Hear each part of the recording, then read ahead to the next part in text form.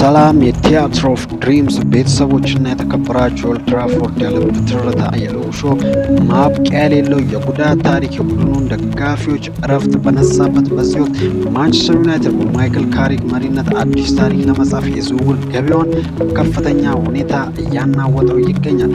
ዛሬ ማንቸስተር ዩናይትድ ስብስቡን ለማጠናከር ጥርስ የነከሰላቸውን በዝውውር ገበያቸው ላይ የባለጸጋዎቹን የሊቨርፑልንና የአርሰናልን እቅድ ሙሉ በሙሉ ያበላሹ ሶስት አስደናቂና ታላላቅ ተስፋዎችን በጥልቀት ይዘንላችሁ ቀርበናል። እነዚህ ተጫዋቾች እነማን ናቸው? ዩናይትድን ወደ ቀድሞ ክብሩ የመመለስ አቅም አላቸው? የዝውውር ሂደታቸውስ ምን ደረጃ ላይ ይገኛል? እስከ መጨረሻው አብራችሁ ቆዩ። ምክንያቱም በዝርዝር መጨረሻ ላይ የምናየው ወጣት ተጫዋች በዩናይትድ ላይ ያስቆጠረው አስገራሚ ጎልና የወጣበት የዝውውር ዋጋ ሁላችንም እንደሚያስደምመን አልጠራጠርም። በመጀመሪያም የምንመለከተው የ21 ዓመቱን ቤልጂማዊ የግራ መስመር ተከላካይ ጆዋኪን ሴይስን ነው።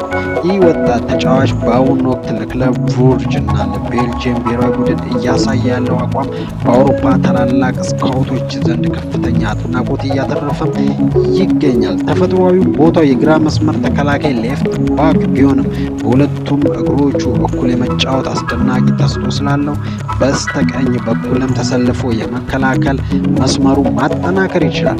ሴይስ ዘመናዊ ተከላካይ ነው። ባለፉት የውድድር ዘመን 2 ጎልና 5 አሲስት በማድረግ በቀጥታ ማጥቃቱ ላይ ያለውን ብቃትም አስመስክሯል። በአየር ላይ ኳስ 51% እንዲሁም በምድር እርስ በርስ ግንኙነት 62% የማሸነፍ አስደናቂ ፊዚካል ጥንካሬ ያለው ኳስን ከኋላ መስርቶ ወደፊት የማሳለፍ ፕሮግሬሲቭ ፓስ ላይ ብቃቱ እጅግ የላቀ ነው። የሉክ ሾው ዕድሜ ከ30 በላይ መሆኑና በተደጋጋሚ የጉዳት ሰለባ መሆኑ ለዩናይትድ የግራ መስመር መላላት ዋነኛ ምክንያት ነው። ቡድኑ ለረጅም ጊዜ አስተማማኝ የሚሆን ተጫዋች ሲፈልግ የነበረ ሲሆን ሴይስ ለዚህ ክፍተት ፍጹም ምላሽ ነው።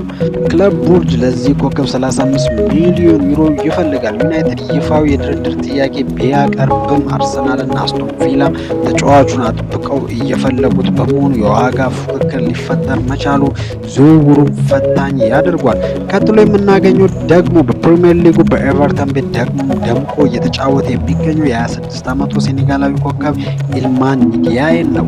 ኢልማን ኒዲያዬ ሁለገብ የሆነ አጥቂ ነው። በግራና በቀኝ ክንፍ በአጥቂ አማካይ አታክ ሚድፊልደር እንዲሁም እንደ አስፈላጊነቱ በሁለተኛ የአጥቂነት መጫወት ይችላል። እጅግ ፈጣንና ኳስን እግሩ ስር አጥብቆ የመያዝ ብቃቱ ልዩ ነው። የጠባብ ቦታዎችን ተከላካዮችን ሰብሮ የመግባትና ለቡድን አጋሮች ቁልፍ ኳሶችን የማመቻቸት ኪ ፓስ ክሎቱ የላቀ ነው። ዩናይትድ በግራ ክንፍ ላይ ፈጣሪና ግብ አስቆጣሪ ተጫዋች በአስቸኳይ ይፈልጋል። ምንም እንኳን ራሽፎርድ ቢመለስም የእሱን ተተኪና አብሮት የሚፎካከር ተጫዋች ስለሚፈልግ ኒዲያዬ በዚህ የውድድር ዘመን በዩናይትድ ላይ ያሳየው አስደናቂ ብቃት በማይክል ካሪክ አይን ውስጥ እንዲገባ አድርጎታል። ኒዲያዬ በቅርቡ ከሳውዲ አረቢያ አልሂላል የቀረበለትን እጅግ ከፍተኛ የገንዘብና ጥቅማጥቅም ውድቅ በማድረግ ፕሪሚየር ሊጉ ለመቆየት በመወሰኑ ለዩናይትድ ትልቅ እድል ነው። ሆኖም ግን ኤቨርተን ተጫዋቹን በቀላሉ የመልቀቅ ፍላጎት የለውም። ለዝውውሩ እስከ 80 ሚሊዮን ፓውንድ የሚጠይቅ ለመሆኑ ዩናይትድ በፋይናንስ ፌር ፕሌይ ሕግ ሊያስጠነቅቀው ይችላል። በመጨረሻም የብዙሃኑ ቀልብ የሳበው የ18 ዓመቱ ፈረንሳዊው ኢብራሂም ሚባዬን እንመለከታለን። ይህ ወጣት በሉዊስ ኤንሪኬ ስር ለፓሪስ ሳን ጀርመን ፒኤስጂ ዋና ቡድን ተሰልፎ በመጫወት ላይ የሚገኝ ድንቅ አልማዝ ነው።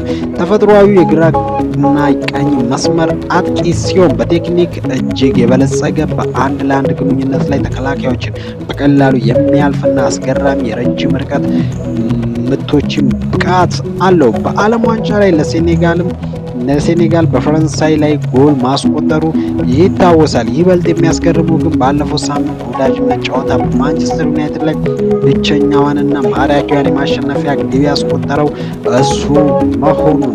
በዩናይትድ ላይ ያንን አስደናቂ ጎል ካስቆጠረ በኋላ ማይክል ካሪክ እና የዩናይትድ ስካውቶች ተጫዋቹን የግላቸው ለማድረግ የግል ጥቅም ውይይት በይፋ ጀምሯል።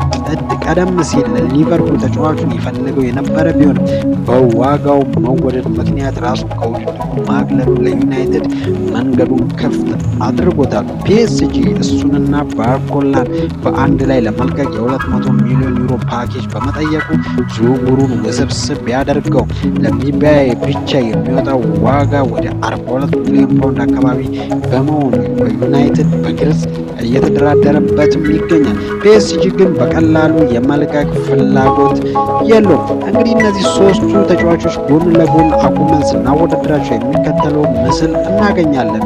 ጆዋኪን ሴይስን ስናየው በ30 ሚሊዮን የሚገኝ የመከላከል ችግርን በዘላቂነት የሚቀርፍ አስተማማኝ ምርጫ ነው። ኢሊማን ኒዲያዬ ደግሞ በ70 እስከ 80 ሚሊዮን የሚገኝ አሁን ላይ በክንፍ በኩል ዝግጁና ፈጣን ምትክ የሚሆን ግን ውድ ምርጫ ነው። ኢብራሂም ሚባዬን በምንመለከተው በ42 ሚሊዮን የሚገኝ ለቀጣይ 15 ዓመታት የቡድኑ የፊት መስመር መሪ መሆን የሚችል የነገው የዓለም ኮከብ ነው። ማንቸስተር ዩናይትድ በአሁኑ ሰዓት ከምንም በላይ በከፍተኛ ደረጃ ሊያስፈርመው የሚገባው ተጫዋች ጆዋኪን ሴይስን ነው። ለምን ካላችሁ በአሁኑ ሰዓት የዩናይትድ የግራ የተከላካይ ክፍል ሙሉ በሙሉ ባዶ ነው። ማጥቃት ላይ ብቻ ትኩረት ከማድረግ በፊት የኋላ ደህንነትን ማረጋገጥ ቀዳሚ ተግባር መሆን አለበት። በ30 ሚሊዮን ብቻ ለሚቀጥሉት 10 ዓመታት የሚያገለግል ድንቅ ተከላካይ ማግኘት ትልቅ የዝውውር ስኬት ነው። በመቀጠል ዩናይትድ ሊቨርፑል ራሱን ማግለሉን እንደ መልካም አጋጣሚ በመጠቀም የ18 ዓመቱ ኮከብ ኢብራሂም ሚባዬን ለማስፈረም አለበት። ኒዲያዬ ምንም እንኳን ድንቅ ተጫዋች ቢሆንም ኤቨርተን የሚጠይቀውን 70 ሚሊዮን ዩናይትድን ለፋይናንሻል ፌር ፕሌይ ኤፍኤፍፒ አደጋ ላይ ሊጥለው ስለሚችል ሚባዬ በእድሜውም ሆነ በዋጋ የተሻለ አማራጭ ይሆናል። የዩናይትድ እውነተኛ አፍቃሪያን የእናንተን ሀሳብ ምንድን ነው? ዩናይትድ ከነዚህ ሶስቱ ድንቅ ኮከቦች ማንን ቀድሞ ማስፈረም አለበት? በኦልትራፎርድ ላይ ዋጋችንን ያሳየንን ወጣቱ ሚባዬ ወይስ የግራ መስመሩን የሚያስተካክልልን ሴይስን?